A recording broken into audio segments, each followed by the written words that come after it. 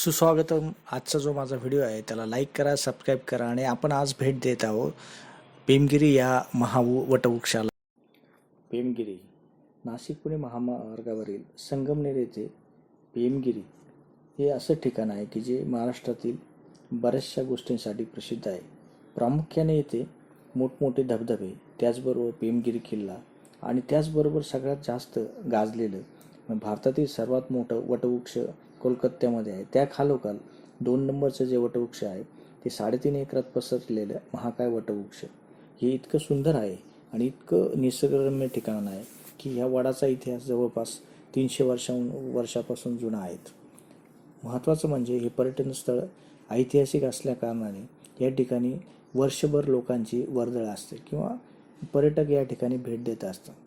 ह्या पेमगिरी वटवृक्षाचा क्षेत्रफळ जवळपास 3.5 एकरामध्ये आहे. हे ठिकाण संगमनेर अकोले रस्त्याला लागून असल्याकारणाने अतिशय चांगला आणि उत्तम प्रतीचा रस्ता तुम्हाला या ठिकाणी जाण्यासाठी लागतो. हा वटवृक्ष शहाजी महाराजांच्या काळातील मानला जातो.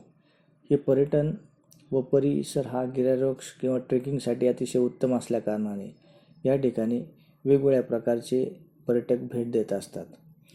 याचबरोबर ह्या वटवृक्षाच्या आसपास जवळपास जेवढे काही वटवृक्ष आहेत किंवा जे काही झाडे आहेत हे सगळ्या एरियालाच आपण दंडकारण्य असंही म्हटलं.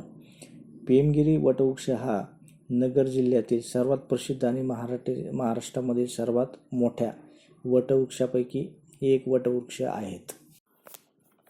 आज ज्या वेळेस मी या पेमगिरी गावाला भेट देण्यासाठी गेलो त्या ठिकाणी मला एक वयस्कर आजी भेटल्या.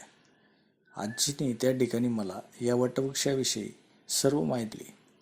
त्यांना विचारलं तुम्ही इथे काय करतात, त्यावेळेस त्यांनी मला सांगितलं की ते दिवसभर येणाऱ्या पर्यटकांना या वटवृक्षाविषयी माहिती देतात आणि त्यांच्याकडनं मिळालेल्या पैशांना ते त्याच वटवृक्षापाशी असणाऱ्या मंदिरासाठी तेल आणि दिवा लावण्यासाठी जो खर्च येतो ते भागवतात. खरं तर आजी ह्या समाजसेवाच करतात, परंतु त्या दिवसभर त्या ठिकाणी असतात. सकाळी 9 वाजता आल्यानंतर त्या पूर्ण परिसर झाडून घेतात आणि मग दिवसभर येणाऱ्या पर्यटकांना या झाडांविषयी माहिती देतात. अतिशय सुंदर अशी समाजसेवा आजी करतात. सकाळी उठला त्याला पेमगिरी गावातून भाकऱ्या सोडल्या. त्या बाहेर दगोडे त्या दगडा पाण्याचं चारीत गेला. त्या दगडा खालून त्याला वाघ, त्याची धरली बकरी धरली होतो. घरी गेला म्हणला आई माझी दुधाची बकरी वाघानं धरली. आई म्हणली तू एवढा कुस्त्या मारतो तुला वाघ नाही आवरला. आईला सांगितलं कोपऱ्यातून कुरड उचलली, वाघाच्या पाया खाल्ला, कुत्रा घेतला. आला तर वाघ त्याच्या बकरीचं रक्त पिऊन झोपला होता. जसा घरातून आला तशी वाघाच्या डोक्यात कुरड टाकली. मग तर पेमगिरीचा बाजार होता, लोक बाजारात चालले. मला माझा निरोप सांगा, माझ्या बहिणीला अर्धी भाकर तांब्यावर पाणी आणायला सांगा. जुन्या लोकांच्या राज्यात काशाची गडी. तिनं गाडवा भरला भाकर जिथे नशिमा रस्त्यात बहीण आली. भावाचा जीव गेला, वाघाचा गेला, कुत्र्याचा गेला. बहीण आणि बहिणीनं गाडवा खाली फेकावला. भावाच्या तोंडात पाणी घातलं, पाणी खाली पडलं. बहिणीनं धरला गाडवा तसा मस्तका मारून घेतला.